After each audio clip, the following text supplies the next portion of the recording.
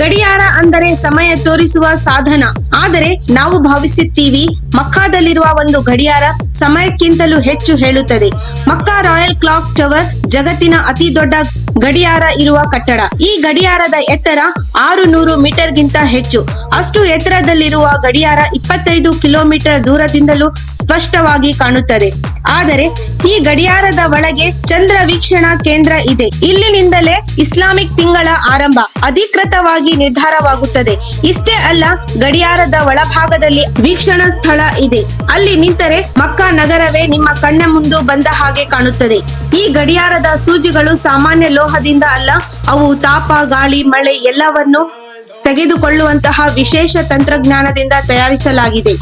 ರಾತ್ರಿ ಬಂದಾಗ ಗಡಿಯಾರ ಬೆಳಗೋ ರೀತಿ ಆಕಾಶಕ್ಕೂ ಮಿಂಚು ಕೊಡುವಂತೆ ಅದು ಕೇವಲ ಬೆಳಕು ಅಲ್ಲ, ಭಕ್ತಿಯ ಸಂಕೇತ.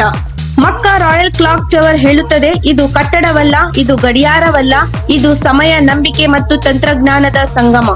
ಈ ನಮ್ಮ ವಿಡಿಯೋ ಇಷ್ಟವಾದರೆ ಲೈಕ್ ಮತ್ತು ಸಬ್ಸ್ಕ್ರೈಬ್ ಮಾಡಿ.